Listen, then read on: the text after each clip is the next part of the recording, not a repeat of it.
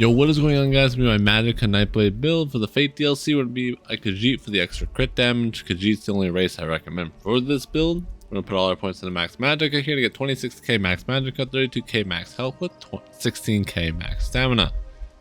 Our magic recovery is 1200, our stamina recovery is 1300, our weapon damage is 4400 with our weapon critical being 36% and our penetration 6200.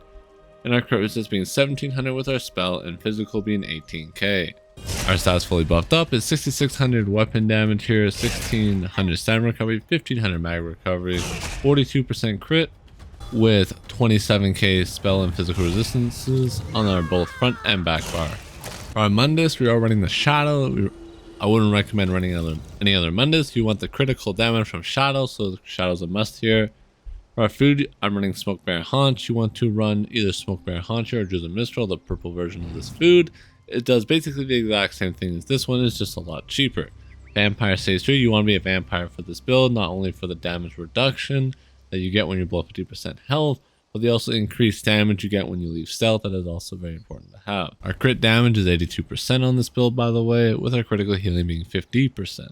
Onto our sets here, I chose to run Engine Guardian. I would recommend running Engine Guardian here. It gives you a lot of sustain and a lot of extra survivability, which I think is very nice.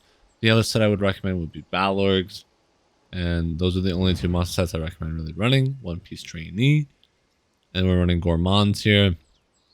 When you have a food buff active, your critical damage and critical healing is increased by 13%. This is really nice since we are running a food buff, so we get 13% crit damage and crit healing, which is a bunch of extra damage and is very, very nice to have. For our back bar here, we are running Alchemist. Alchemist is a bread and butter set. When you drink a potion during combat, you feel a rush of energy, increasing your weapon and spell damage by 700 for 20 seconds. It gives us some nice extra burst potential. And for our mythic here, running Mark and Ring. You can run Pale Order here if you want some more healing, but that's the only other mythic I really recommend running. For our traits here, running all infused weapon damage glyphs here. The increased stamina recovery. You could run mad recovery. I just like the extra stamina recovery, so I can roll more and block more often since our stamina pool is relatively low. But if you want the mad recovery, that is totally up to you. This is totally personal preference. Back bar is going to be a Restful Staff with a weapon damage enchant. With powered, I like to run powered over defending, but that's once again personal preference. Either run defending or powered. It's totally up to you. And also the Restful is a great way to get Magicka back. That's also another reason why I choose to run stamina glyphs here. Because one quick heavy from a Restful Staff, and you get a bunch of Magicka back. And then for our front bar here, running Sharpen with Disease and Nerdhome with Shock. I chose to run Shock to get the amount of vitality, and the Disease gets to reduce healing on the opponents. Sharpen and Nerdhome here for the extra damage, and Sharpen for the extra damage once again. And then there are axes, so we do end up getting this passive right here where they do more critical damage by 6%, so 12% total crit. You could run Precise here instead if you wanted for some more crit chance, but I don't think you need it, since whenever you leave stealth you get a guaranteed crit chance, and then your crit chance after that is 43%, which is basically 1 in 2 chance you're going to crit, which is very nice. For our sets here, we're running Impen on our, for our armor here, we're running Impen on our feet, hands and legs here, all Impen. These are all medium, by the way, as well, and all prismatic glyphs. For our lace here, it's going to be well fitted with prismatic glyphs as well with light. Since Gourmand does come in light, that's why I chose to run the light piece here. Since waist gives you the least amount of armor, I chose to put the light piece here.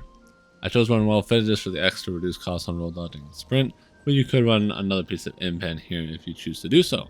And then one piece Trainee reinforced with another prismatic glyph, and it's heavy, by the way. And then our helmet and shoulders are both reinforced once again and heavy with the prismatic glyphs to get more armor to give us a bit more tankiness. That's why I choose to run 3 heavy, 3 medium, and 1 light. All right, onto our skills here. Merciless Resolve. This is a bread and butter of a Nightblade. When you attack 5 times, you fire a special roll that basically does over 25,000 damage without Elcup. With Elcup, it goes up to 29k, which is an insane amount of burst damage.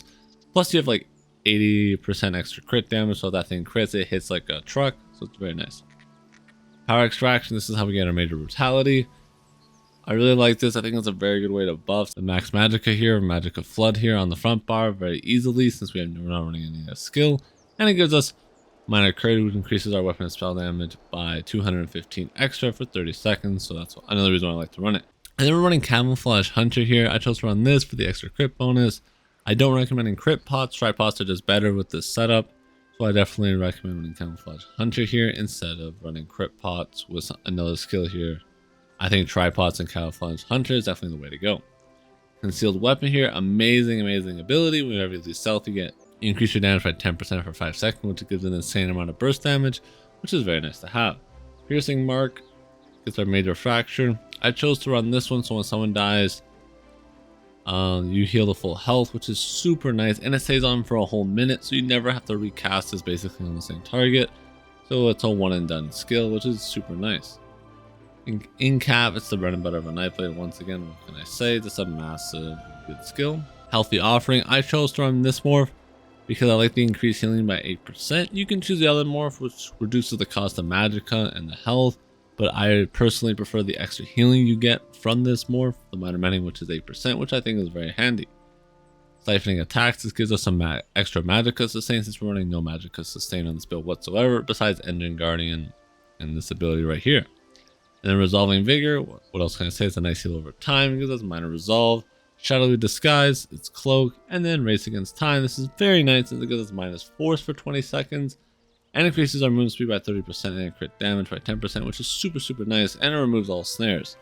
And then for our backfire ult, I chose Light Champion, and the reason I chose this, it's a really good defensive ult, but when you also use it, you get major force, which increases your crit damage by 20%. So even when you're using this, you can still be aggressive since now you get 20% extra critical damage, which gives you quite a bit more burst damage overall, so it's still very nice.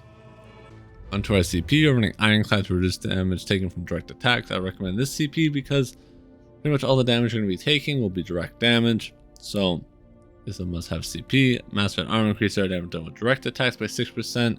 Deadly Aim increases your damage done by single target abilities by 6%. And then Fighting Finesse here increases your critical damage and critical healing by 8%. Super nice. The other morph you could take is... or the other CP you could take is Exploiter here instead of Fighting Finesse, but it's only 2%, and I find this is more consistent for me. But this is the other CP passive I would go for if you don't run a Fighting Finesse. I definitely recommend running Exploiter, since Concealed Weapon, this ability right here, sets them off balance when you hit them from the flank, so you can proc this relatively often as well. But that just comes down to personal preference. Onto our red CP here, running Relentless. Whenever you get feared or stunned, you get major protection for 3 seconds, reducing your damage taken by 10%. This is very nice since most of the time you're going to be dying in PvP is when you're CC'd and it takes us half a second to break. That's where you're going to receive a lot of damage. This is very nice to have. If you don't want to run this, I recommend the Fortified, the Armor passive here. Get the extra armor. Survival Instinct, when you're afflicted with a status effect, your core combat skills cost 5% less. This is pretty much up all the time, so this is a must-have CP, one of the best CP passives in the entire game. Pain Refuge, once again, there's always going to be a negative effect on you, so this will stack up very quickly and get a nice bit of damage reduction by having negative effects on you. Same with Sustained by Suffering, also comes out with negative effects, that's very nice to have. And then for our green CP, I recommend War Mount, Gifted Rider, Rationer, Liquid Efficiency, and Breakfall. I'm going to try to use the build here. I'm going to probably start out by using Piercing since it stays on for a minute. You just usually use that first. Use Siphoning and Race Against Time to get the extra crit damage. Make sure you proc Power Extract to get your Major Brutality Bow. Auto attack 5 times to get the Merciless. And then when you want to go in for the burst combo, you use Elk. So you just go into Stealth, use Elk, pop Elk there, and does 58k. As you can see, it does 26,000, it does 20,000. That is 58k right there. There's a guaranteed crit when you come out of stealth, so generally you want to go in for the in cap so you get the stun, and then into the Merciless right away. So if this crits, it hits for 40k, this is guaranteed critting, so that's 40k. And this crits, it goes up to 58k, but since used in cap, it goes up by 20%. So you're actually doing about 70,000 crit to the mob. So in total, you're doing about 120,000 just off these two abilities to a mob, which in PvP basically just one-shots any player if you can use the combo correctly. And if that doesn't kill him, you can just use light attack with conceal. It still does a bunch of damage, but generally with this build, you want to rely on your Alch to push someone down. You can kill people without Alchemist too, by the way, if you are wondering. It's just the guaranteed kill is if Alch's up and you just get a crit in cap into a crit Merciless, they just evaporate. Nobody can live through that unless they get the block off, which they won't. since you can stun with the in-cap and then the merciless comes out right afterwards. So it's a very, very nice burst combo. If you ever get low on Magicka, you just use siphoning attacks. You're an auto attack along with the resto heavy, and you get basically all your Magicka off immediately, which is super nice. And always make sure piercing mark is on them as well, by the way. This gives you about 11% extra damage overall. That's very nice to keep up all the time. If you guys do have any questions regarding the build, I'd be happy to answer anything down in the comments below. And with that, I hope you guys did enjoy.